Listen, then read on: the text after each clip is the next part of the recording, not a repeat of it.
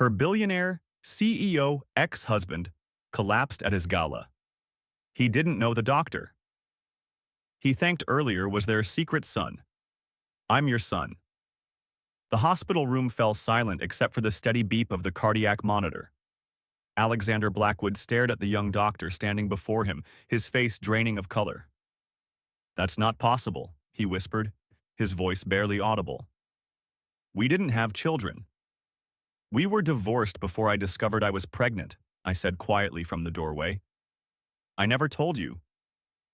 Alexander's eyes filled with tears as he studied the young doctor's face, recognition dawning in his expression. The resemblance was undeniable.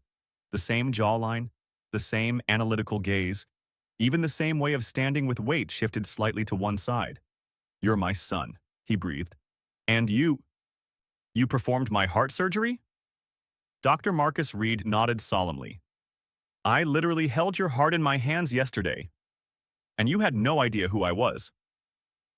Have you ever wondered what would happen if the secrets you've kept for decades suddenly came crashing down around you? If you're enjoying this story so far, please hit that like button and subscribe to MR Wellington Story Hour for more incredible true life-inspired stories that will leave you breathless. Now, let me take you back to where it all began.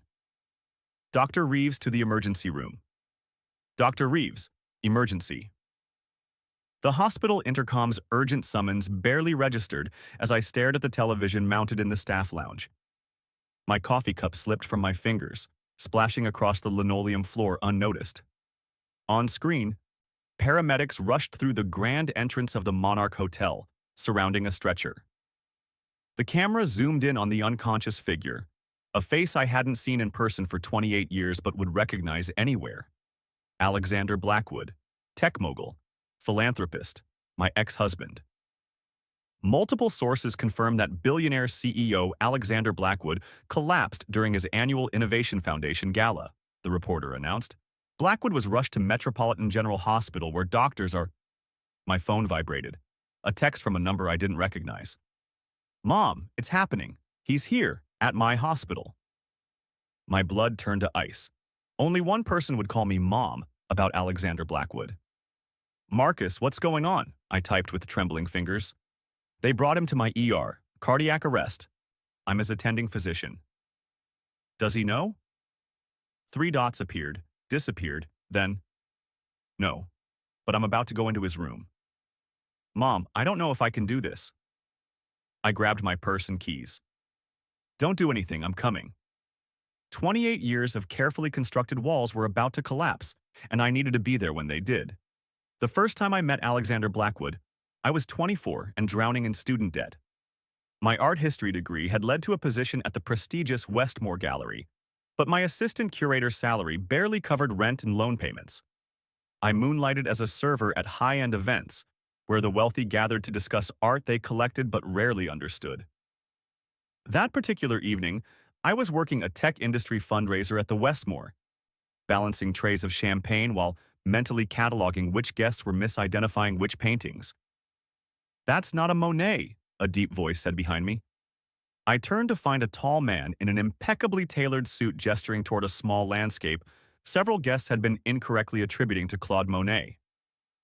I know, I replied, forgetting my role as invisible server. It's a Sisley, similar brushwork but more structured composition. His eyebrows rose. You know you're impressionists. I should. I wrote my thesis on them. You're not just a server. Assistant curator by day, server by night. Student loans don't pay themselves. He studied me with intelligent gray eyes. Alexander Blackwood. I knew who he was. Everyone did. The 30-year-old tech prodigy who'd built Blackwood Innovations from a garage startup into a global empire. Olivia Reed, I replied, extending my hand instead of the customary server's nod. He took it, his touch lingering. Tell me about this Sisley, Olivia Reed. I spent the next hour guiding him through the gallery, forgetting my serving duties entirely. He listened intently as I explained techniques and historical contexts, asking questions that revealed genuine interest rather than performative intellectualism. When my supervisor finally tracked me down, Alexander smoothly intervened. Ms. Reed has been providing an invaluable private tour, he said, handing the man a card. Bill my company for her time. After my shift ended, I found Alexander waiting outside. Have dinner with me, he said. Not a question. But not quite a demand either. I'm not part of your world, Mr. Blackwood. Call me Alex, and maybe I'd like to be part of yours. I should have said no, should have recognized the complications that would inevitably arise between a billionaire tech mogul and an art historian from a middle-class background. But there was something in his eyes, a genuine curiosity, a hunger for something real in a world of artificial connections. One dinner, I agreed.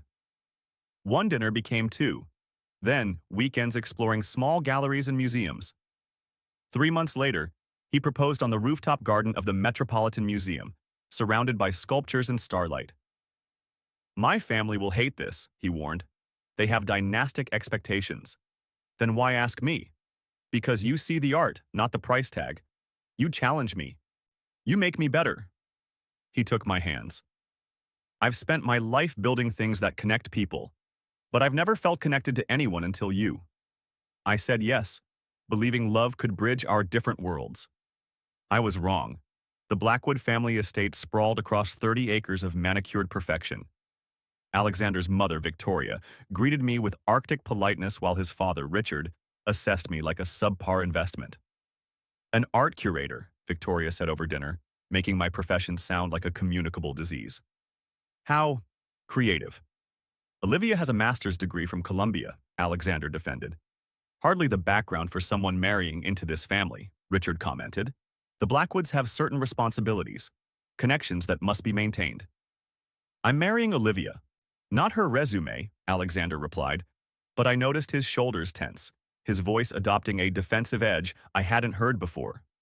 Later that night, in the guest room where we'd been pointedly assigned separate sleeping quarters, Alexander apologized. They'll come around, he promised. They just need time. But they didn't come around. Instead, they orchestrated a systematic campaign to highlight our differences. Charity events where I used the wrong fork.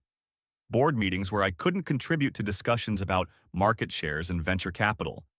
Social gatherings with people who'd known each other since prep school, sharing references and jokes that excluded me by design. Alexander defended me initially, but gradually, imperceptibly, he began to change. Suggesting etiquette classes, recommending business books, gently correcting my behavior in public. It's just how things are done, he'd say when I objected. It's important for my position. 6 months after our wedding, I discovered I was pregnant. For a brief, shining moment, everything seemed perfect. Alexander was ecstatic, his parents momentarily appeased by the prospect of a Blackwood heir. Then came the Westmore Gallery scandal. James Thornton, a major donor and board member, was accused of selling forgeries through smaller galleries. As assistant curator, I'd flagged several suspicious pieces months earlier, documenting my concerns in emails to the director. When the story broke, those emails became evidence. I was called to testify about authentication processes and institutional oversight. The case consumed me, requiring late meetings with lawyers and investigators. One night, I returned home to find Alexander waiting in our darkened living room, a glass of scotch in his hand and printouts spread across the coffee table. What are these? I asked, setting down my bag. Hotel receipts, phone records, meeting logs. His voice was cold, controlled. You've been meeting Thornton privately for months. My stomach dropped. For the investigation, you know this. The investigation that conveniently started after I questioned why my wife was spending so much time with a wealthy collector?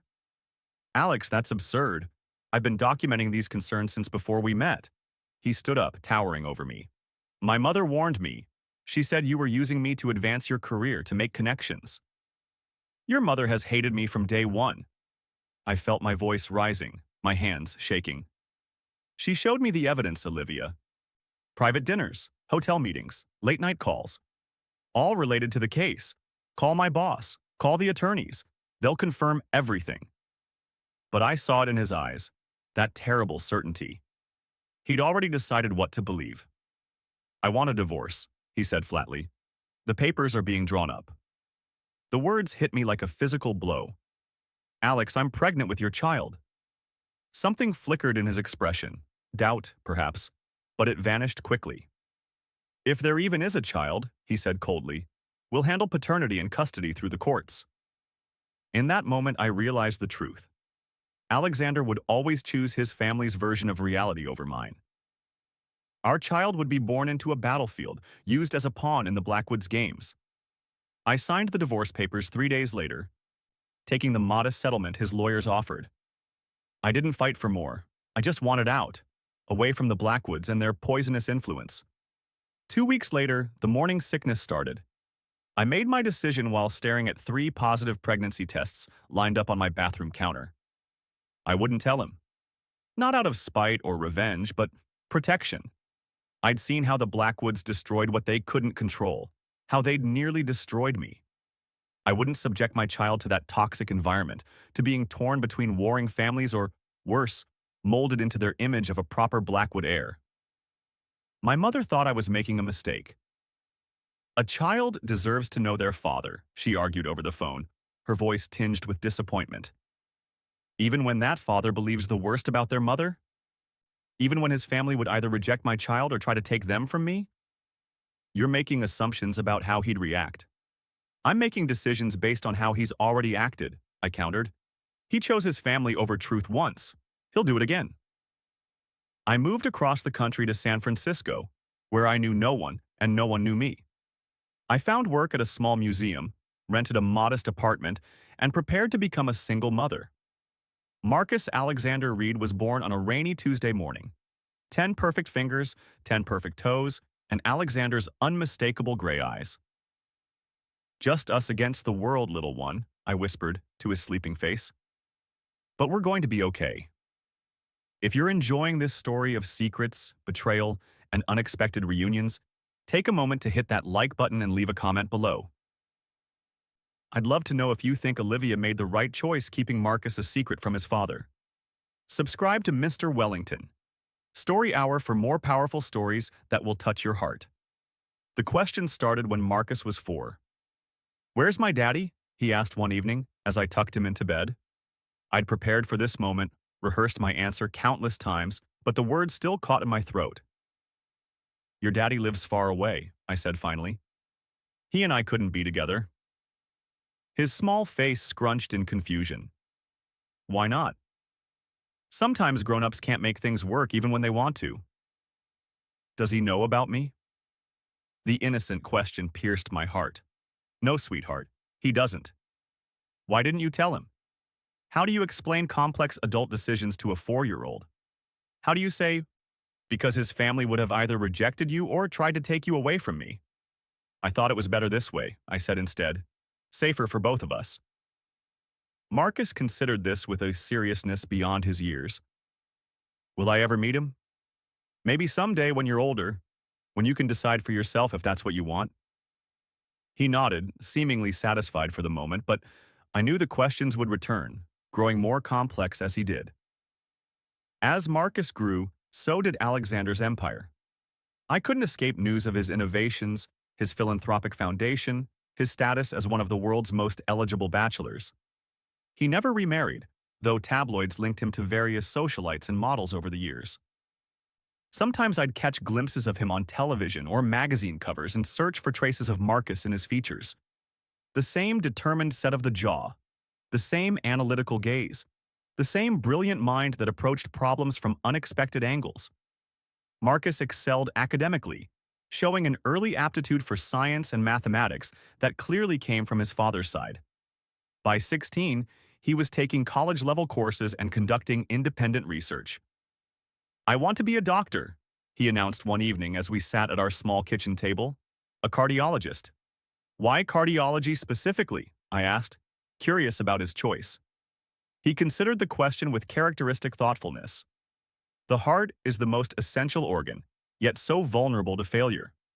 I want to understand it, fix it when it breaks." I wondered if, on some subconscious level, he was trying to heal the broken heart of our fractured family. When Marcus was accepted to medical school at 20, I finally told him the complete truth about his father. Not just Alexander's name, but the full story of our relationship and divorce. We sat in our living room, cups of tea growing cold as I recounted everything. The whirlwind romance, the family opposition, the false accusations, my reasons for keeping his existence a secret. He thought you were cheating? Marcus asked incredulously. When you were just doing your job? His family had been poisoning him against me from the beginning. They saw me as an outsider, a threat to their dynasty. And you never told him about me because you were afraid they'd try to take me away? Or reject you entirely? Either way, I couldn't bear it. Marcus was quiet for a long time, staring at the family photo on our mantel, just the two of us at his high school graduation. I understand why you made that choice, Mom. I do, but what? I think I want to meet him someday. Not now, but eventually, when I'm established in my career. When I can meet him as an equal, not just as his son. I nodded, having always known this day would come. When you're ready, I'll support whatever you decide. 8 years later, Marcus had completed medical school, residency, and a prestigious cardiology fellowship. At 28, he was the youngest attending physician in Metropolitan General's cardiac unit, building a reputation for innovative treatment approaches and exceptional patient outcomes. I'd moved to be near him, taking a curator position at a local museum.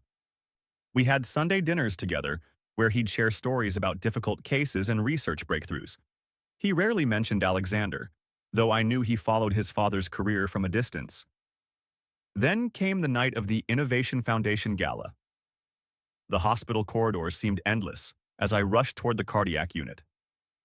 Reporters clustered near the entrance, held back by security guards. I flashed my emergency contact badge, the one Marcus had insisted I keep for situations exactly like this. A nurse directed me to a private waiting area where I found Marcus pacing, still in surgical scrubs, his face drawn with exhaustion and conflict. "Mom," he said, embracing me briefly. "You came." "Of course I came. What happened?" "Massive myocardial infarction." His left anterior descending artery was completely blocked. They call it the widowmaker for a reason. Marcus ran a hand through his hair. "We got him stabilized, but he needs bypass surgery.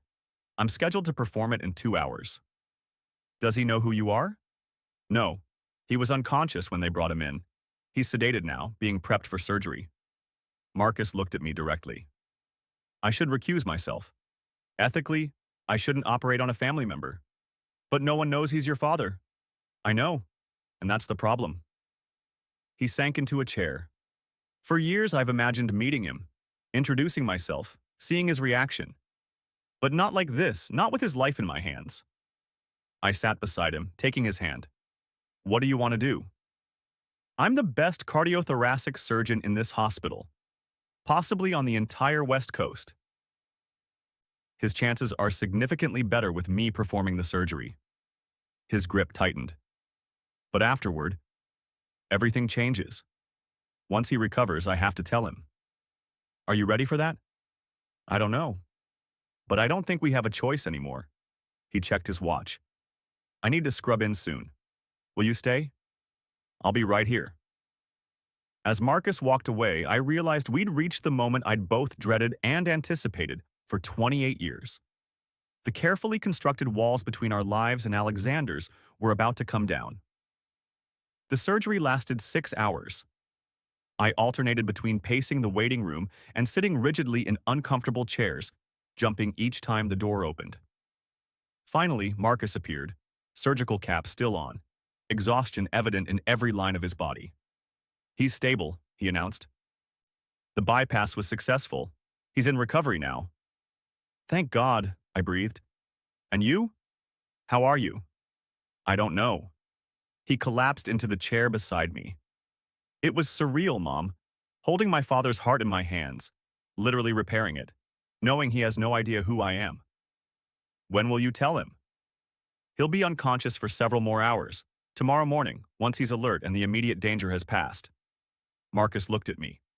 "Will you be there when I tell him?" The thought of facing Alexander after 28 years sent panic coursing through me. "I don't think that's a good idea. This should be between you and him, at least initially." "Mom, please. I need you there." How could I refuse the son who had never asked me for anything significant regarding his father? "All right, but only if you're certain. I am. He squeezed my hand. Get some rest. Come back in the morning. We'll do this together. I barely slept that night, my mind cycling through every possible scenario for our reunion. Would Alexander be angry, disbelieving? Would he reject Marcus, embrace him? Would he hate me for keeping this secret? By morning, I was a bundle of raw nerves.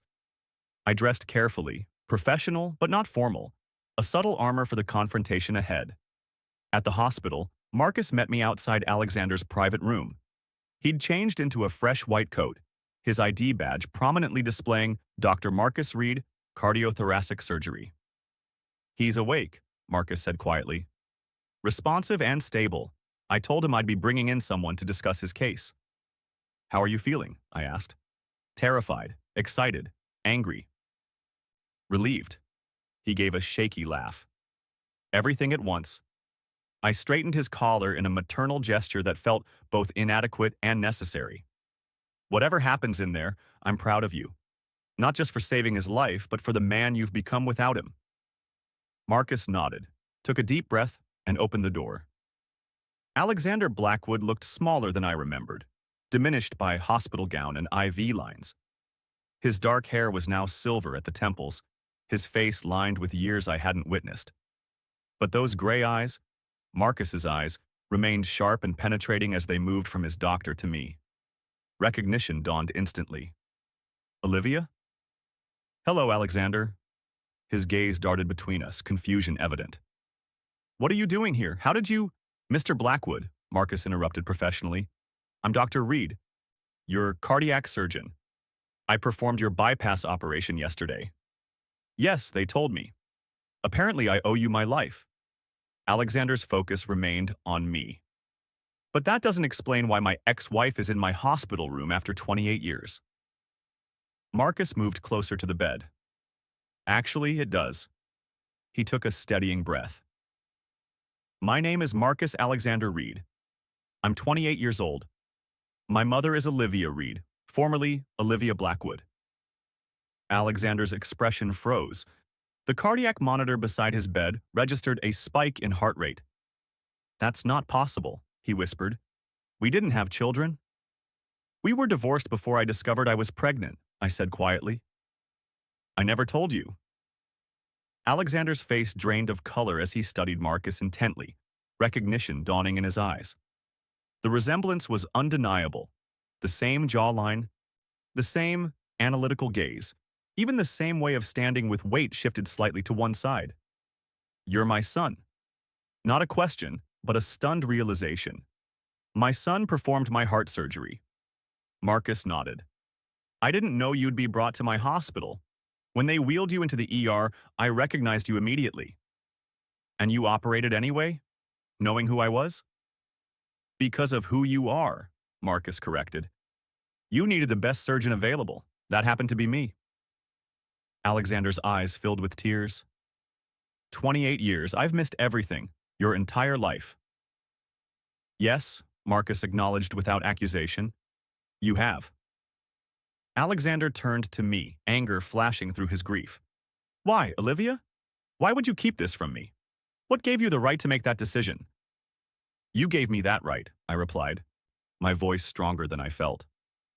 When you chose to believe I was unfaithful without evidence, when you threatened paternity tests and custody battles before our child was even born. I was wrong about the affair. The Thornton investigation proved that. His voice broke. But this, keeping my son from me, how was that justified? I was protecting him from your family, I said. From being caught in a war between us, or worse, being molded into their image of a proper Blackwood heir. So you decided I wouldn't get to be his father at all. Marcus stepped between us. This isn't why I wanted you both here. I didn't bring us together to assign blame or rehash the past. Then why did you? Alexander asked, his voice raw. Because life is unpredictable. Because you nearly died yesterday. Because I've spent 28 years wondering about you, and I'm tired of wondering. Marcus's professional composure cracked slightly. Because you're my father, and I saved your life, and I thought that might be enough reason for us to finally meet. Alexander stared at his son, tears streaming freely now. I don't know what to say, I don't know how to be a father to a grown man I've just met.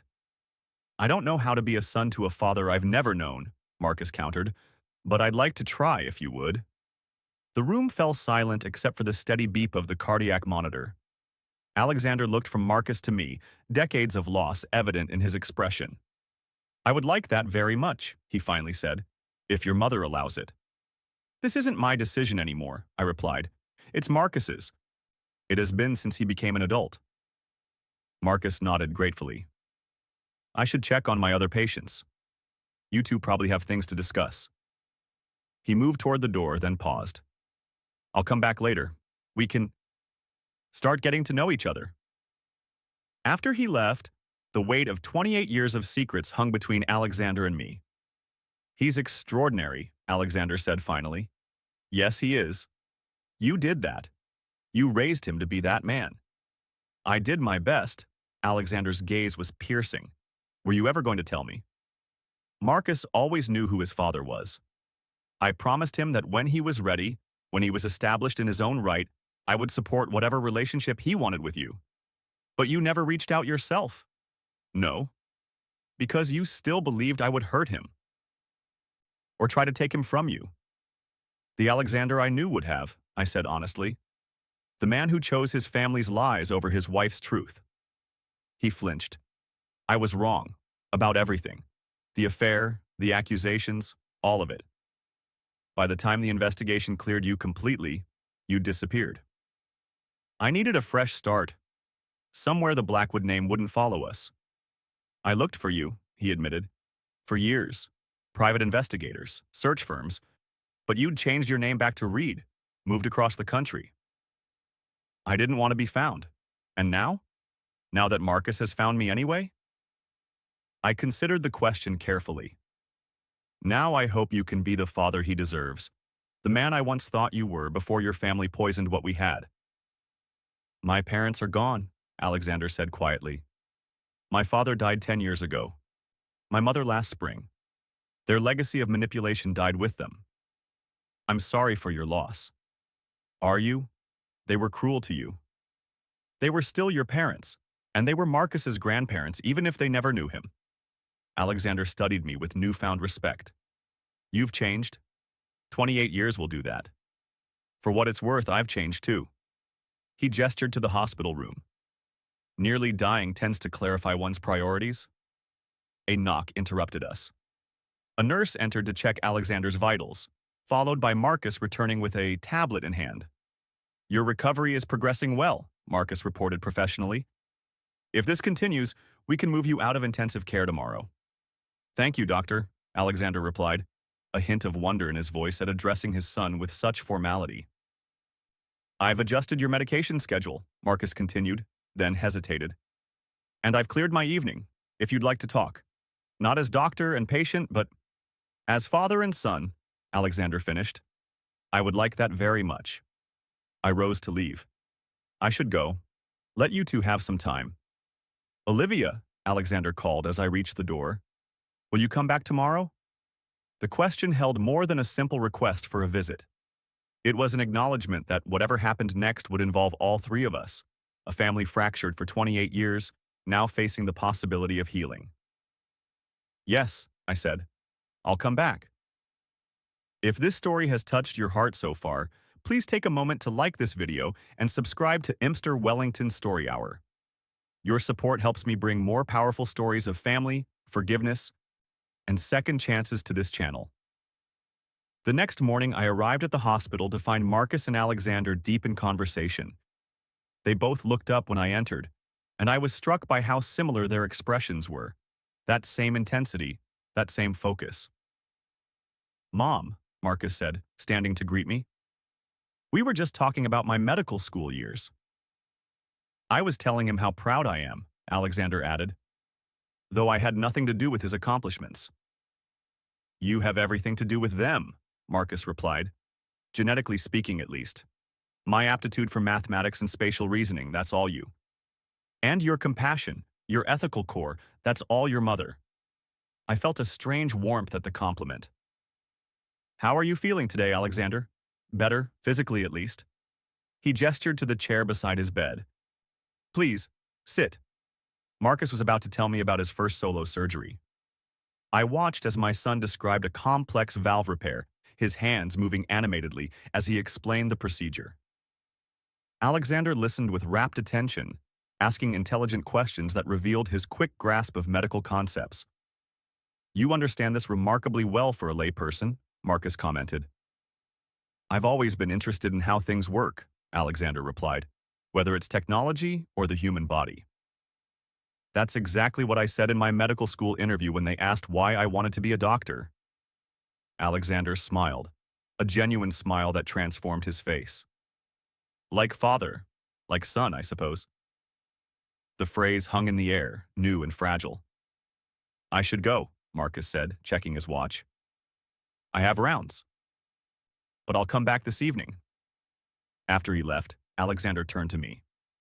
He told me about his childhood, about how you worked 2 jobs sometimes to make ends meet, how you never missed a science fair or a school play. I wanted him to have everything he needed. Except a father. I sighed. "Alexander, I'm not attacking you, Olivia. I'm trying to understand." He adjusted himself in the bed, wincing slightly. "Marcus said you never spoke ill of me, that you always told him he could meet me when he was ready. That's true. Why? After what I did to you, why not paint me as the villain?" "Because you're his father. Because children shouldn't carry their parents' baggage." I paused. "And because I knew someday he might want to know you. I didn't want to poison that relationship before it had a chance to begin." Alexander was quiet for a moment. "Thank you for that. For giving us this chance, even if it's 28 years late." "Better late than never, I suppose." "Is it?" he asked softly. "Better late than never." The question seemed to encompass more than just his relationship with Marcus. I chose my words carefully. "I believe in second chances, Alexander. I wouldn't be here if I didn't." Over the next week, as Alexander recovered enough to be discharged, a tentative routine developed. Marcus would visit in the mornings before his shift and in the evenings after. I would come in the afternoons, sometimes overlapping with one or both of them. We were careful with each other, navigating the strange new territory of being a family that had never been a family before. Alexander asked endless questions about Marcus's childhood, his first words, his favorite toys, his school achievements. I brought photo albums sharing the memories Alexander had missed. He was always taking things apart, I told him, showing a picture of 7-year-old Marcus surrounded by the disassembled pieces of a radio. Clocks, electronics, anything with moving parts. He had to understand how everything worked. "I was the same way," Alexander said, smiling at the photo. "My parents were constantly finding me in the garage with their appliances and pieces." "The apple doesn't fall far from the tree," I remarked. "Even when the tree doesn't know the apple exists," he replied softly. The day Alexander was discharged, Marcus insisted on taking him to his penthouse apartment rather than letting him return alone to his mansion. "Doctor's orders," Marcus said firmly. "You need supervision for at least a week, and I have a perfectly good guest room." "I can hire nurses," Alexander protested. "You need family, not employees," Marcus countered, "unless you'd prefer to stay with Mom." The suggestion hung in the air, awkward and impossible. "Your place will be fine," Alexander conceded. I helped them settle in, arranging Alexander's medications on the kitchen counter, showing him where everything was in the guest room. "You don't have to do this," Alexander said when Marcus stepped out to take a call. "Do what?" "Be kind to me, after everything." I paused in my organizing. "I'm not doing this for you, Alexander. I'm doing it for Marcus. He wants to know his father, and he can't do that if you're dead from complications." A ghost of a smile touched his lips. "Still direct, I see. Some things don't change. And some things do." He sat on the edge of the bed. "I've had a lot of time to think this past week. About the man I was when we were married. About the choices I made. Alexander, please let me say this." He took a deep breath. "I was a coward. I let my parents dictate my life, my relationships, even my perception of reality. I chose their approval over your truth, and I've regretted it every day since." I didn't know how to respond. The apology was 28 years too late, yet somehow still needed. Thank you for saying that, I said finally. It's not enough. It will never be enough, but it's a start. Marcus returned, breaking the moment. Everything okay in here? Fine, I said, gathering my purse. I should go. Let you two get settled. Will you come for dinner tomorrow? Marcus asked. I'm cooking. I glanced at Alexander, who nodded slightly. I'd like that, I said. As the weeks passed, these dinners became a regular occurrence. 3 nights a week, we gathered at Marcus's apartment, carefully building something that resembled a family. Alexander regained his strength rapidly, but continued to stay in Marcus's guest room rather than returning to his own home. It's more convenient for my follow-up appointments, he claimed, though we all knew the real reason. He was reluctant to miss any time with the son he'd just discovered. One evening, after Marcus had been called to the hospital for an emergency, Alexander and I found ourselves alone at the dinner table. This is strange, isn't it? He said, refilling my wine glass. The 3 of us playing house like this. Very strange, I agreed, but not entirely unpleasant. No, not unpleasant at all. He studied me over the rim of his glass. You never remarried. It wasn't a question, but I answered anyway. No, dating as a single mother was complicated enough, and after a while it just didn't seem important. I never remarried either. So the tabloids informed me regularly, I said dryly, though they certainly linked you with plenty of women over the years. None of them were you. The simple statement hung between us, loaded with implications I wasn't ready to address. Alexander, I'm not trying to rekindle anything, Olivia. I'm just stating a fact. After you, nothing felt real. Nothing felt right. We can't go back, I said quietly. Too much has happened. I know, but maybe we can go forward. For Marcus's sake, if nothing else. What does that mean exactly? It means I'd like us to try to be friends. Real friends. Not just polite co-parents of an adult son. I considered his words carefully. I think I'd like that too. The next day, Alexander announced he was returning to work part-time. The doctors have cleared me, he told Marcus and me over breakfast. And the company needs me. We're launching a new medical technology division that can't wait. As your cardiologist, I'd prefer you take more time, Marcus said. As my son, what would you advise? Marcus smiled at the acknowledgement. As your son, I'd say don't push yourself too hard. But I understand the need to get back to normal. Nothing will ever be normal again, Alexander replied, looking between us. But perhaps we can create a new normal. That new normal evolved gradually over the following months. Alexander returned to his mansion but came to Marcus's apartment for dinner 3 times a week. I joined them twice a week, and occasionally Alexander and I would meet for lunch without Marcus, slowly rebuilding a friendship from the ashes of our marriage. Marcus began accompanying Alexander to business functions, not as his doctor, but as his son. The resemblance between them was so striking that speculation ran rampant in the business press. Blackwood's secret heir?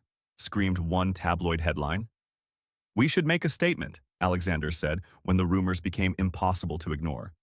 The 3 of us. Together. Are you sure? I asked. Once this is public, there's no going back. I'm tired of secrets, he replied. I want the world to know I have a son I'm incredibly proud of. Marcus agreed, and so a press conference was arranged. We stood together at Blackwood Innovations headquarters, Alexander at the podium with Marcus and me flanking him. 28 years ago, I made the biggest mistake of my life, Alexander began, his voice steady. I lost the woman I loved due to my own insecurity and the influence of those who should have supported our marriage. What I didn't know was that my ex-wife, Olivia Reed, was pregnant with my son when we divorced. Cameras flashed continuously as he continued. 3 months ago, I suffered a cardiac arrest at my annual foundation gala. By what can only be described as fate, I was taken to the hospital where my son, Dr. Marcus Reed, is a cardiothoracic surgeon. He saved my life before I even knew he existed. Alexander turned to look at Marcus, his expression filled with pride. I missed 28 years of my son's life. I missed his first steps, his graduations, his becoming the extraordinary doctor and man he is today. That time cannot be reclaimed. but I stand here to publicly acknowledge Dr. Marcus Reed as my son, and to thank his mother for raising him to be someone any father would be proud of. The questions came rapid fire after that. Why had I kept Marcus a secret? Did Alexander plan to change his will? Would Marcus take the Blackwood name? Was there a reconciliation between Alexander and me? We answered as honestly as we could, emphasizing that we were focused on building relationships now rather than dwelling on the past. Dr. Reed will be joining the board of the Blackwood Innovation Foundation, Alexander announced toward the end, specifically to direct our new medical technology initiatives. His expertise will be invaluable as we develop new cardiac care technologies. As we left the podium, Alexander whispered to me, "Thank you for being here. For doing this with me." "For Marcus," I replied. "Yes," he agreed. "For Marcus." But we both knew it was for us too. All three of us, finding our way towards something that felt like family. The public announcement changed things, as we knew it would. Marcus was suddenly thrust into the spotlight, his patients curious about his famous father, reporters seeking interviews about the heartwarming reunion. Alexander's board members and business associates scrutinized the new heir to the Blackwood fortune, some welcoming, others suspicious of his sudden appearance. Through it all, Marcus maintained his dignity and focus, continuing his medical practice while gradually taking on responsibilities at the foundation. "How are you handling all this?" I asked him one evening when we were alone. "Better than I expected," he admitted. "It helps that I already had my own identity, my own career. I'm not just Alexander Blackwood's son. I'm Dr. Marcus Reed, who happens to be related to Alexander Blackwood. And how are things between you two?" Marcus smiled. "Good. Really good, actually. He's not trying to make up for lost time by smothering me. He's just present, interested, supportive. I'm glad." "And what about you two?" he asked carefully. "I've noticed you're spending more time together, even when I'm not around." "We're building a friendship," I said. "Nothing more." "Would it be so terrible if it were more?" I stared at my son in surprise. "Marcus, your father and I have a complicated history." "I know. I'm the living proof of that complication." He took my hand. "But I also see how he looks at you when you're not watching, and how you look at him. That's just nostalgia. Memories of what was. Maybe, or maybe it's recognition of what could be." He squeezed my hand. "I'm not saying you should rush into anything, just don't close the door because of the past." I changed the subject, uncomfortable with my son playing matchmaker, but his words stayed with me. 2 months after the press conference, Alexander invited me to dinner, just the two of us, at the small Italian restaurant where we'd had our first date 30 years earlier. "I'm surprised this place is still here," I said, as we were seated at a corner table. "I bought it 15 years ago when the original owner wanted to retire," Alexander admitted. "I couldn't bear the thought of losing it." "Why?" "Because it was the last place where I was truly happy. Before my family interfered, before I ruined everything." I looked around at the familiar decor, the same red-checkered tablecloths, the same soft lighting. "It hasn't changed at all." "I made that a condition of the purchase." He smiled ruefully. "Pathetic, isn't it? Preserving a restaurant because it reminded me of you." "Not pathetic. Sentimental. A quality my parents despised." He unfolded his napkin. "Did you know they tried to arrange a marriage for me after our divorce? The daughter of a business associate. Impeccable breeding, as my mother put it. What happened?" I refused. It was the first time I'd ever directly defied them. He looked at me. "Too little, too late, I'm afraid. You stood up to them eventually. That counts for something." "Not enough." He reached across the table, his fingers brushing mine. "Olivia, I've been thinking about what happens next. For all of us." "What do you mean?" "Marcus is talking about buying a house. Something with enough room for when he eventually starts his own family." "I know. He's been looking for months." "He asked me yesterday if I would consider selling him my guest house property. The one on the lake." I remembered it well. A beautiful stone cottage on Alexander's estate, separated from the main house by a small lake. We'd spent weekends there during our brief marriage, away from his parents' watchful eyes. That's a lovely property. It is, and I told him I would give it to him, not sell it. Alexander paused. But there's more. The estate is too big for just me. The main house has always felt empty, but never more so than now, knowing my son lives across town. What are you saying, Alexander? I'm saying I'd like you to consider moving to the estate as well. Not with me, he added quickly. There's a third property on the grounds. The old gardener's cottage that we renovated. It would give you your own space, your privacy, but allow us all to be close. To be a family, in whatever way that means. I stared at him, stunned by the proposal. You want me to live on your estate? Our estate. I've already transferred a third of the property to Marcus, and I'd like to do the same for you. Alexander, I can't accept that. Why not? It's a fraction of what should have been yours if I hadn't been such a fool. He leaned forward. This isn't about money or guilt, Olivia. It's about creating something new for the three of us. A place where we can build the family we should have been all along. And what happens when you start dating again? When you bring women home? How awkward would that be with your ex-wife living on the property? He held my gaze steadily. I haven't been interested in dating anyone since we found each other again. The implication hung between us, too significant to ignore. Alexander, I'm not asking for anything, Olivia. I'm not expecting us to pick up where we left off 30 years ago. I'm just saying that having you and Marcus in my life again has made me happier than I've been in decades. And I'd like to create a situation where we can all be close, where we can build whatever this is becoming. I took a sip of wine, buying time to process his words. I need to think about this. Of course. Take all the time you need. He smiled. The cottage isn't going anywhere. That night, I couldn't sleep, my mind racing with possibilities and concerns. Was Alexander suggesting we try again romantically, or simply creating a family compound? Was I ready for either option? And what would Marcus think? I got my answer the next morning when Marcus called. Dad told me about his proposal, he said, and I noted his easy use of dad, a recent development that still surprised me. What do you think? I asked.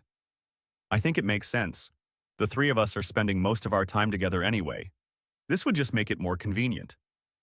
It's not that simple, Marcus. Isn't it? You like being with him. He likes being with you. I like having both my parents in my life. The estate is beautiful and we'd each have our own space. And what happens if things get complicated between your father and me? Mom, Marcus said gently, things have been complicated between you and Dad for 29 years. That hasn't stopped us from building something good these past few months.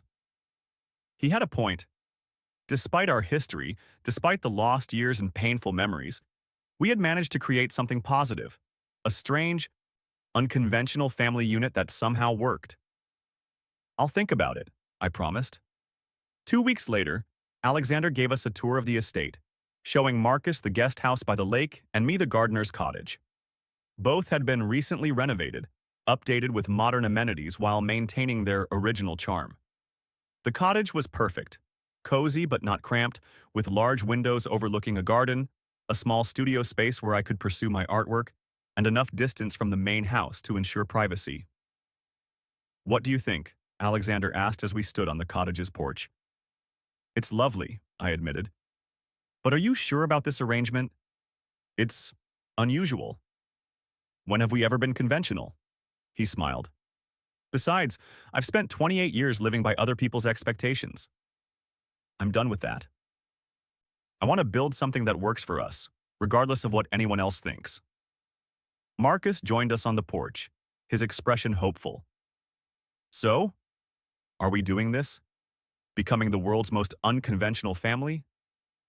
I looked between them, my son and his father, so alike in their features, their mannerisms, their quiet intensity. For 28 years, I'd kept them apart, believing I was protecting Marcus. Now, seeing them together, I realized what I'd denied them both, and myself. Yes, I said finally. Let's try it. The move happened gradually over the next month. I rented out my apartment rather than selling it, a safety net I wasn't quite ready to abandon. Marcus moved into the lakeside guest house first, setting up his home office and a small medical library. I followed a week later, arranging my art supplies in the studio space and filling the cottage with familiar belongings. Alexander hosted a small dinner party to celebrate our first night as estate mates, as Marcus jokingly called us. Just the three of us, sharing a meal on the terrace between the main house and the lake, watching the sunset paint the water gold and crimson. "A toast," Alexander said, raising his glass. "To second chances, and to family, however unconventional." "To family," Marcus echoed. I raised my glass, feeling a sense of rightness I hadn't expected. "To family." Later, as Marcus walked me back to my cottage, he squeezed my hand. "Happy?" "Surprisingly, yes," I admitted, though it still feels surreal. "Good surreal or bad surreal?" "Good," I said after a moment's reflection. "Definitely good." The next 3 months settled into a comfortable rhythm. Marcus worked long hours at the hospital, but joined us for dinner whenever possible. Alexander split his time between Blackwood Innovations and the Foundation, gradually delegating more responsibilities to his executive team. I continued my work at the museum while starting to paint again, something I'd abandoned years ago when the demands of single motherhood left little time for creative pursuits. We developed unspoken routines: coffee with Marcus on the lakeside dock when our schedules aligned, afternoon walks with Alexander through the estate grounds, Sunday brunches, all three of us, planning the week ahead. It was domestic and ordinary in a way that felt extraordinary given our history. "The board is impressed with Marcus," Alexander told me one evening as we strolled along the lake path. "His ideas for the medical technology division are revolutionary. He gets his innovation from you, and his compassion from you." Alexander stopped walking, turning to face me. "Olivia, there's something I've been wanting to ask you." "What is it?" "Would you consider joining the foundation board as well, to head our arts education initiative?" I stared at him in surprise. "Me? Why?" "Because you're brilliant at what you do. Because arts education has always been your passion. Because the foundation would benefit from your expertise." He paused. "And because I'd like us to work together, not just live near each other." "Alexander, just think about it," he said quickly. No pressure. But there was pressure. Not from Alexander, but from myself. For months, I'd been maintaining careful boundaries, keeping our relationship firmly in the friendly co-parents category, despite the growing attraction I couldn't deny. Working together would blur those lines further. "I'll consider it," I said finally. That night, I sat on my cottage porch, watching the lights from the main house reflect on the lake's surface. The past few months had been healing in ways I never expected. Seeing Alexander with Marcus, witnessing his genuine desire to know his son, had softened the hard edges of old resentments. And then there was Alexander himself. Not the young, ambitious man who had once been swayed by his family's manipulation, but a wiser, more independent person who had learned from his mistakes. A man who looked at me sometimes with such longing that it took my breath away. A knock at my door interrupted my thoughts. I opened it to find Alexander standing there, a folder in his hand. "I'm sorry to disturb you so late," he said. "But I wanted to give you this information about the arts initiative, to help you decide. You could have waited until morning." I couldn't sleep. He hesitated. "May I come in?" I stepped aside, allowing him into the cottage. He placed the folder on the coffee table but made no move to leave. "Olivia," he said quietly, "I need to be honest with you." "About what?" "About why I really want you to join the foundation. About why I suggested this living arrangement. About everything." My heart raced. "Alexander, I'm still in love with you," he said simply. "I never stopped loving you. Not when we divorced, not during the 28 years we were apart, and certainly not now." The confession hung in the air between us, too momentous to be immediately addressed. "You don't have to say anything," he continued when I remained silent. "I don't expect you to feel the same way. How could you after everything? But I needed you to know the truth." "Why now?" "Because I'm tired of pretending. Because life is short and unpredictable. My heart attack taught me that. Because I want a chance to be happy, truly happy, and I've only ever been that way with you." I took a deep breath, trying to organize my thoughts. Alexander, we can't just erase the past. I'm not asking to erase it. I'm asking if we can build a future despite it. He moved closer. These past months, living near you, seeing you every day, it's been wonderful and torturous at the same time. Wonderful to be in your life again, torturous to keep my feelings hidden. What about Marcus? Have you considered how complicated this could be for him? Alexander smiled slightly. Marcus asked me last week when I was going to stop being a coward and tell you how I feel. He what? Our son is apparently tired of watching us, and I quote, dance around the obvious. Despite myself, I laughed. He said that? He did. He also said that at our age, we shouldn't waste time on pride or fear. When did our son become so wise? I asked softly. When you raised him to be, Alexander replied. He took my hand gently. Olivia, I'm not asking for an answer tonight. I just needed you to know where I stand. The rest is up to you. He turned to leave, but I held onto his hand, stopping him. Alexander, wait. I took a deep breath. I've been fighting my feelings too, telling myself it's just nostalgia or gratitude for how you've embraced Marcus, or anything but what it really is. And what is it really? He asked, his voice barely above a whisper. Love, I admitted. Not the same love we had 30 years ago. We're different people now. But something new. Something that's been growing since we found each other again. The hope that bloomed in his eyes was almost painful to witness. Olivia. I'm scared, I confessed. Terrified, actually. We hurt each other so deeply before. We were young, influenced by others. We didn't fight for what mattered. And now? Now I would fight the world for you, he said simply. For you and for Marcus. For our family. He stepped closer, his hand coming up to cup my cheek. May I kiss you, Olivia? Instead of answering, I closed the distance between us, pressing my lips to his. The kiss was gentle at first, tentative, but quickly deepened with 3 decades of longing. When we finally broke apart, I rested my forehead against his. We take this slowly, I whispered. One day at a time. As slowly as you need, he agreed. We have all the time in the world now. But we didn't take it slowly. Perhaps it was the 30 years we'd already lost, or the clarity that comes with second chances, but once we acknowledged our feelings, everything accelerated. Alexander began spending evenings at my cottage. I started keeping clothes in his closet. Within weeks, we were essentially living together, splitting time between the main house and my cottage. Marcus watched our reunion with undisguised satisfaction. Finally, he said when we told him we were officially together. I was beginning to think I'd need to lock you two in a room somewhere. You're really okay with this? I asked. It doesn't make things weird for you? Mom, weird was having parents who never met. Weird was knowing my father through magazine articles and TV interviews. This, he gestured between Alexander and me, this is normal. This is how it should have been all along.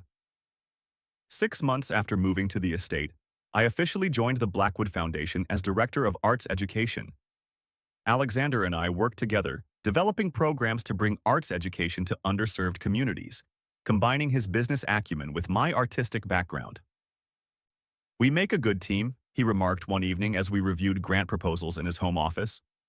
We always did, I replied, when we weren't letting outside influences come between us. He set down his papers, looking at me thoughtfully.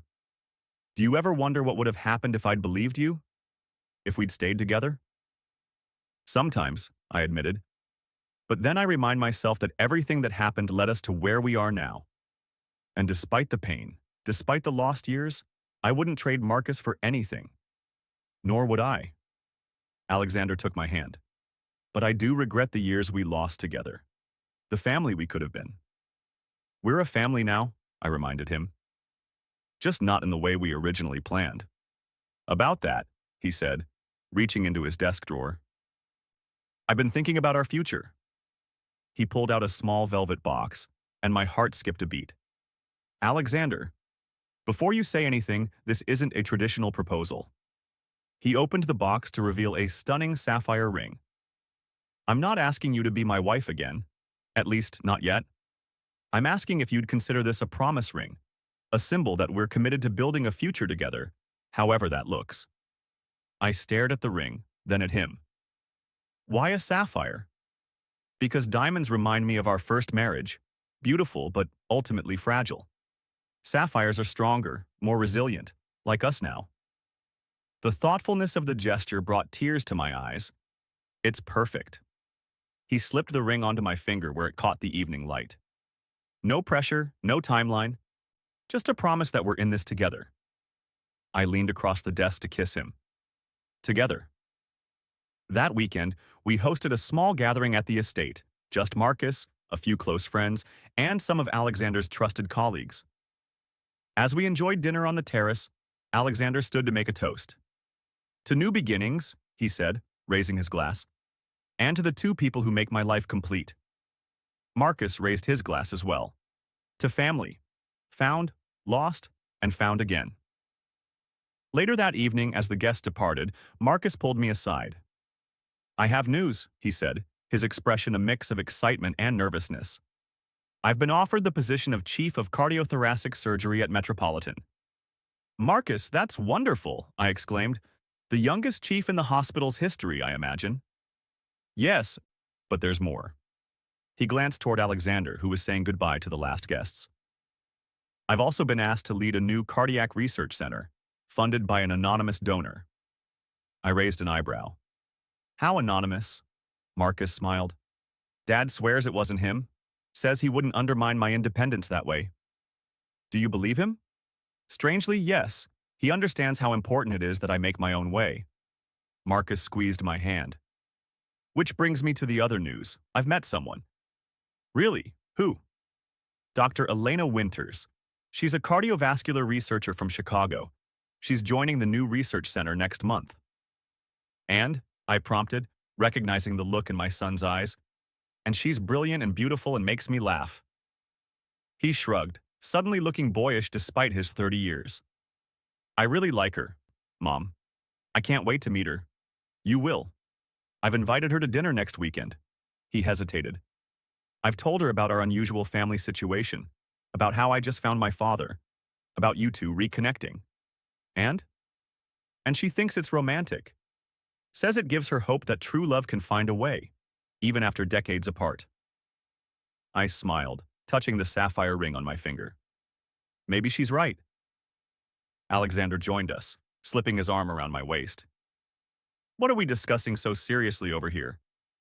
Marcus has met someone, I told him. A doctor named Elena. Alexander's face lit up. That's wonderful. When do we get to meet her? Next weekend, Marcus replied. But don't go into overprotective father mode. It's new and I don't want to scare her off. I'll be on my best behavior, Alexander promised. Though I reserve the right to ask about her intentions toward my son. Marcus groaned, but I could see he was pleased by Alexander's paternal concern, something he'd missed his entire life. As Marcus headed to his guest house for the night, Alexander and I walked hand in hand back to the main house, which had increasingly become our shared home. Our son has a girlfriend, Alexander mused. I never thought I'd get to say those words. There are a lot of things we never thought we'd get to experience together, I replied, but we're making up for lost time. He stopped walking, turning to face me under the starlit sky. Olivia, I've been thinking about something Marcus said earlier, about true love finding a way. What about it? I don't want to wait anymore. I don't want to take things slowly or be cautious. He took both my hands in his. I want to marry you again. Not because of our past, but because of our future. Because these months together have been the happiest of my life, and I want a lifetime more. My heart raced. Are you proposing? For real this time? I am. He dropped to one knee, still holding my hands. Olivia Reed, will you marry me? Again, but better this time. No families interfering, no doubts, no misunderstandings. Just us, choosing each other with open eyes and full hearts. Tears blurred my vision as I nodded. Yes, yes, I'll marry you again. He stood, pulling me into his arms for a kiss that felt like both a culmination and a beginning. Should we tell Marcus tonight? I asked when we finally broke apart. Let's wait until morning, Alexander suggested. Give him his moment with his news. Tomorrow can be about us.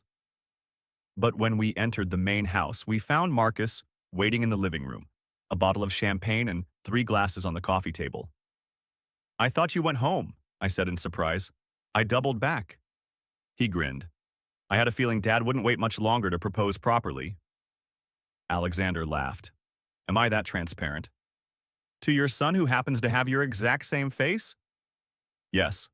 Marcus popped the champagne cork. So? Do we have something to celebrate? We do, I confirmed, unable to keep the joy from my voice. Your father and I are getting married. Marcus filled the glasses, handing them around. To my parents, who prove that sometimes the longest road leads exactly where you're meant to be. We clinked glasses. The 3 of us forming a circle in the room that had once felt so empty to Alexander, but now overflowed with love and possibility. When are you thinking? Marcus asked. For the wedding? Alexander and I exchanged glances. We haven't discussed details yet, I said. What about the anniversary of the gala? Marcus suggested. 1 year from the day that brought us all together? That's perfect, Alexander agreed, if your mother approves. I nodded, too emotional to speak.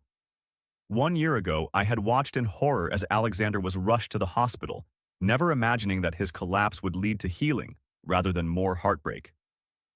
It's settled then, Marcus said. 3 months from now, we make it official. As we continued to celebrate, making plans and sharing ideas, I marveled at the journey that had brought us here.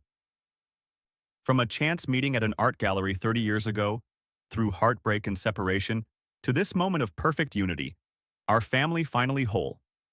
The wedding planning was surprisingly simple. Neither Alexander nor I wanted a large, elaborate affair. We'd done that the first time. Instead, we envisioned an intimate ceremony on the estate grounds, surrounded by only our closest friends and family. Marcus threw himself into the preparations with unexpected enthusiasm, offering suggestions for everything from the menu to the music. I never got to see my parents marry the first time, he explained when I teased him about his involvement. I'm making up for lost time. 2 months before the wedding, Marcus invited Elena to join us for Sunday brunch. She was everything he had described. Brilliant, warm, with a quick wit that matched his own. I liked her immediately, and Alexander was clearly charmed. Your family is not what I expected, she told me as we cleared dishes together. When Marcus first explained the situation, I thought it would be awkward, but it's not. It's beautiful, actually. Thank you, I said. It took us a long time to get here. Marcus says you're his hero, she continued. The way you raised him alone, built a career, kept going despite everything. I glanced through the window to where Marcus and Alexander were deep in conversation on the terrace. I just did what any mother would do. Not any mother, Elena countered, an extraordinary one. As the wedding date approached, Alexander surprised me with a suggestion. What would you think about combining our ceremony with something else? He asked one evening. What do you mean? I've been thinking about Marcus, about how he's never had both his parents together, celebrating him. Alexander took my hand. What if, before our vows, we held a kind of belated naming ceremony for him? A public acknowledgement of him as our son, with both of us present this time. The idea brought tears to my eyes. Do you think he'd want that? He's 30, not a baby. I think he might appreciate the symbolism, the 3 of us becoming an official family all at once. We presented the idea to Marcus that weekend, uncertain of his reaction. You want to basically baptize me at your wedding? He asked, his expression unreadable. Not exactly, Alexander clarified. More like a formal acknowledgement. A way for us to stand together as your parents, something we never got to do when you were born. Marcus was quiet for a moment, then nodded slowly. I'd like that. Very much. The day of the wedding dawned clear and perfect. The estate grounds had been transformed with simple, elegant decorations. White flowers, twinkling lights in the trees, a small arch by the lake where we would exchange our vows. Marcus came to my cottage early, dressed in his tuxedo, to escort me to the ceremony. You look beautiful, Mom, he said, as I emerged in my simple ivory dress. And you look exactly like your father did on our first wedding day, I replied, straightening his tie. Except for your eyes, those you got from my father. I wish Grandpa could have been here, Marcus said softly. And that Dad's parents could have known me. Me too, I admitted. Despite everything, they were your grandparents. Do you think they would have loved me? Eventually? The vulnerability in his question broke my heart. They would have adored you, Marcus. How could anyone not? He offered his arm. Ready to marry Dad? Again? More than ready. The ceremony was everything we had hoped for. Intimate, meaningful, filled with joy rather than the anxiety that had marked our first wedding. Our small gathering of guests watched as Marcus led me to the arch where Alexander waited, his eyes shining with love. But before the traditional vows began, the three of us stood together facing our guests. Before Olivia and I renew our commitment to each other, Alexander began, we want to acknowledge the greatest blessing of our lives, our son, Marcus. I took Marcus's hand. 30 years ago, I gave birth to this extraordinary person. I named him Marcus Alexander, to honor both my father and his father, even though circumstances kept us apart. Today, Alexander continued, his voice thick with emotion, we stand together as his parents for the first time, acknowledging publicly what biology and love have always known, that he is our son, the best of both of us. Marcus, usually so composed, wiped away tears as we each placed a hand on his shoulders. Marcus Alexander Reed Blackwood, we said together. We name you and claim you as our beloved son, now and forever. The simple ceremony moved everyone present. Elena, watching from the front row, dabbed at her eyes. Even the officiant seemed affected as he transitioned to our wedding vows. Alexander and I exchanged simple, heartfelt promises to love, honor, and cherish each other, to never again let pride or fear come between us, to treasure every day of our second chance. With this ring, I thee wed, Alexander said, sliding a platinum band onto my finger to join the sapphire promise ring.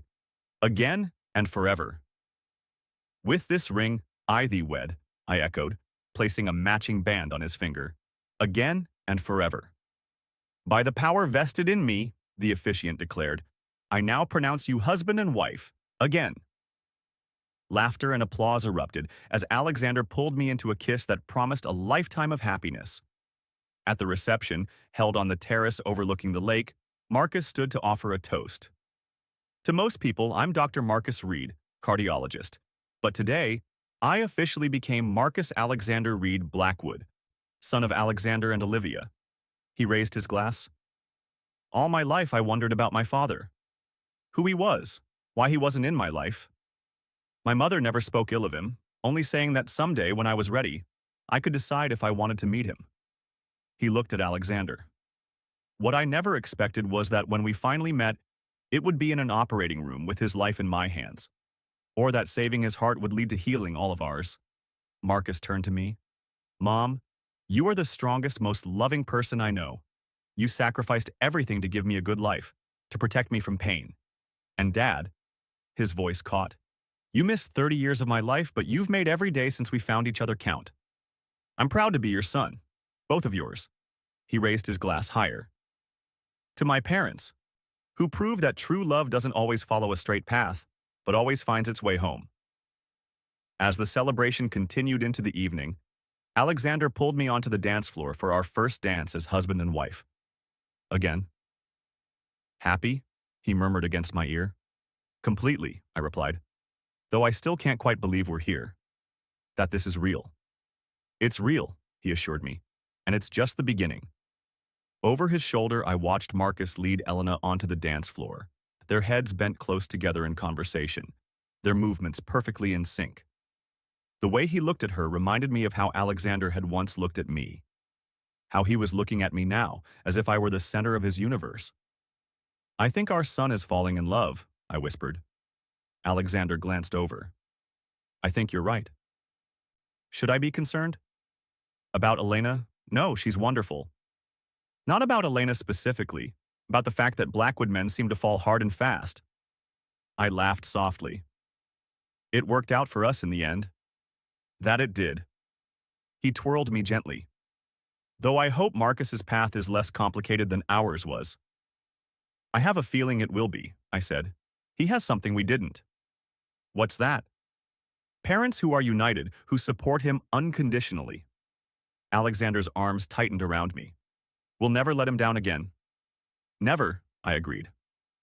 As the evening wound down, Alexander and I prepared to leave for our honeymoon. 2 weeks in Italy, revisiting the art museums and galleries we'd explored during our first courtship. Marcus and Elena walked us to the waiting car, which had been decorated with flowers and a "Just Married Again" sign courtesy of our guests. Don't worry about anything here, Marcus assured us. Elena and I will keep an eye on things. Both of you? Alexander asked with a raised eyebrow. Elena blushed, but Marcus just grinned. We have a lot of medical journals to review together, for research purposes. Of course, I said, hiding a smile. Research? I hugged my son tightly. Thank you for today, for everything. I should be thanking you, he replied. Both of you. For finding your way back to each other, for making our family whole. Alexander embraced him next. We'll see you in 2 weeks, son. Have fun, Marcus said. But take it easy, Dad. Doctor's orders. I'll make sure he behaves, I promised. As our car pulled away from the estate, Alexander took my hand. Mrs. Blackwood. That sounds strange after all these years as Ms. Reed. Good strange or bad strange? Good, I decided. Definitely good. We fell into comfortable silence as the car made its way toward the airport, both lost in our own thoughts. Finally, Alexander spoke. Do you ever think about how different our lives would have been if I'd believed you? If we'd stayed together? Sometimes, I admitted. But then I look at Marcus, at the man he's become, and I can't regret the path we took. Every hardship, every lonely night, every sacrifice led to him becoming who he is. He's extraordinary, Alexander agreed. You did that. We both did. He has your mind, your determination, and your heart, your integrity. Alexander squeezed my hand. I missed so much of his life. First steps, first words, graduations. But you're here now, I reminded him. For all the moments to come. Do you think there will be grandchildren someday? I smiled, thinking of Marcus and Elena. I wouldn't be surprised. Grandchildren, Alexander marveled. When I woke up in that hospital room and saw Marcus standing there, I never imagined we'd come this far. Life has a way of surprising us. Indeed it does. He brought my hand to his lips. When I collapsed at the gala, I thought my life was ending. Instead, it was just beginning. 3 years later, we gathered once again on the estate grounds, this time for Marcus and Elena's wedding. The ceremony was held in the same spot where Alexander and I had exchanged our vows, the arch by the lake now adorned with roses and lilies. Nervous? I asked, straightening Marcus's bow tie in the guest house that had become his home. Not about marrying Elena, he replied. Just about the speech Dad's going to give.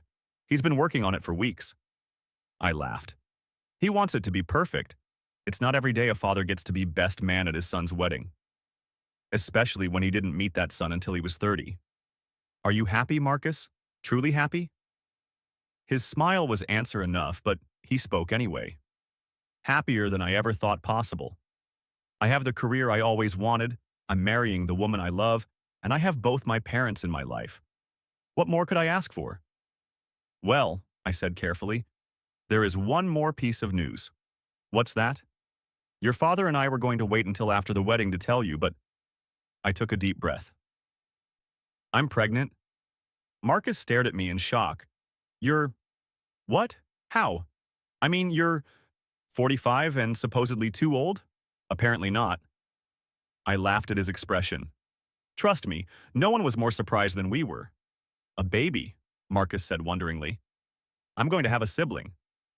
A little brother, according to the tests. Due in about 5 months. Marcus pulled me into a gentle hug. That's incredible, Mom. Absolutely incredible. You're not upset? That we're starting over with a new baby when you're just beginning your own life? Upset? I'm thrilled. he grinned. Though it is a bit strange that my little brother will be younger than my future children. Our family has never been conventional, I reminded him, and that's what makes it perfect. The wedding was beautiful, Elena radiant in her gown, Marcus beaming as she walked down the aisle, Alexander proudly standing as best man. I watched from the front row, one hand resting on my growing belly, overwhelmed with gratitude for the journey that had brought us here. During the reception, Alexander gave a toast that left hardly a dry eye among the guests. When I first met my son, he had just saved my life, he began. Not the traditional father-son introduction, but then, nothing about our family has ever been traditional. Laughter rippled through the gathering. Marcus, watching you grow into the man you are today, even if I only witnessed the last few years of that journey, has been the greatest privilege of my life. Elena, welcoming you into our unconventional family has been a joy. The way you love my son, the way you've embraced our strange family story, makes you already a daughter to us. He raised his glass. To Marcus and Elena, may your path together be straighter than your parents, but just as filled with love. Later, as Marcus and Elena shared their first dance, Alexander pulled me to my feet. Should you be dancing in your condition? He asked, his hand protective on my back. I'm pregnant, not fragile, I reminded him. Besides, I wouldn't miss dancing at our son's wedding. As we swayed gently to the music, Alexander's hand came to rest on my belly. He's active tonight. He knows his big brother just got married. Alexander smiled. Have you thought more about names? I was thinking Thomas Richard, I said. Thomas after my grandfather, and Richard after my father? Alexander looked surprised. Are you sure? He was your father, Alexander. Despite everything, he was family. And family is what this has all been about, isn't it? Finding it, making it, keeping it. Family, he agreed, pulling me closer. Our family. 6 months later, Thomas Richard Blackwood entered the world, a healthy 8-pound baby with a strong cry and a full head of dark hair. Marcus was the first visitor, Elena at his side, both of them eager to meet their new brother. He's perfect, Marcus said, cradling the newborn with the confidence of a doctor accustomed to handling fragile things. Hello, Thomas. I'm your big brother. Very big brother, actually. I've been waiting a long time to meet you. Alexander watched his sons with tears in his eyes. I never thought I'd have this, he whispered to me. A second chance at fatherhood. A chance to be there from the beginning this time. Life is full of surprises, I replied, reaching for his hand. As our family gathered around the hospital bed, Alexander, Marcus, Elena, and now baby Thomas, I marveled at the journey that had brought us here. From a chance meeting at an art gallery to a heart attack that reunited a family separated by decades of secrets and misunderstandings. What are you thinking? Alexander asked, noticing my contemplative expression. I'm thinking about hearts, I said. How they break and heal. How Marcus repairs them physically and how love repairs them emotionally. Poetic, he teased gently. I'm serious. Your heart stopped that night at the gala. It literally stopped beating. And the person who restarted it, who held it in his hands and fixed it, was the son you never knew you had. The ultimate second chance, Alexander agreed. More than that, I said, watching as Marcus carefully transferred Thomas to Elena's arms. It was a new beginning, for all of us. 5 years later, we celebrated Thomas's 5th birthday on the estate grounds, the property now filled with laughter and life in a way it had never been before. Marcus and Elena had built their own home on the property, a modern structure that complemented the traditional architecture of the main house. Their twin daughters, 3-year-old Sophia and Olivia, chased their Uncle Thomas around the garden while the adults prepared for the party. Hard to believe it's been 8 years since the gala, Marcus commented as he helped Alexander set up tables on the lawn. 8 years since you saved my life, Alexander replied. Best thing that ever happened to me, that heart attack. Only you would say a near-death experience was the best thing that ever happened to you. It brought me my son. It brought me back to your mother. It gave us Thomas, and now Sophia and Olivia. Alexander gestured to the estate around them. It gave us this, a real family. I watched them from the terrace, these two men who looked so alike, who moved with the same purposeful grace, who shared the same analytical mind and compassionate heart. Father and son, separated for 30 years but now inseparable. Elena joined me, handing me a glass of lemonade. Penny, for your thoughts? Just marveling at how life works out sometimes, I replied. How the worst moments can lead to the best outcomes. Marcus tells that story to his patients sometimes, Elena said, about how his father's heart attack led to their reunion. He says it gives people hope that even in their darkest moments, something beautiful might be waiting on the other side. Wise man, my son. He gets it from his mother. Thomas came running up the steps, his face alight with excitement. Mom, Dad says I can help light the candles on my cake. Does he now? I ruffled his hair. Well, if Dad says so. Grandma and Grandpa are here too, he added, referring to my mother and stepfather, who had become devoted grandparents to all three children. Then we better get the party started, shouldn't we? As the celebration got underway, I found myself standing slightly apart, taking in the scene before me. Alexander helping Thomas blow out his candles, Marcus chasing his giggling daughters across the lawn, Elena chatting with my mother, friends and family mingling in the sunshine. Alexander noticed me watching and made his way to my side. Everything okay? Perfect, I assured him. I was just thinking about how full our lives are now. Thanks to a heart that stopped and a son who started it again, he said, echoing my words from years before. A family reunited by a medical emergency, I agreed. Not the most conventional love story, but the best one I know. He slipped his arm around my waist. Our son saved my life in that operating room, but you and he saved my soul. You gave me back everything I thought I'd lost forever. We saved each other, I corrected. All of us. As if on cue, Marcus called out, Mom, Dad, we're cutting the cake. Hand in hand, we joined our family, the one we'd lost and found and built again, stronger than before. Our journey had been long and winding, marked by pain and separation, but it had led us exactly where we were meant to be, together, at last. If you've enjoyed this story of love, loss, and second chances, please take a moment to like, share, and subscribe to Mr. Wellington Story Hour. Your support helps me continue bringing these powerful stories to life. Remember, sometimes the most broken paths lead to the most beautiful destinations. Until next time, this is Mr. Wellington, reminding you that it's never too late for a second chance at love and family.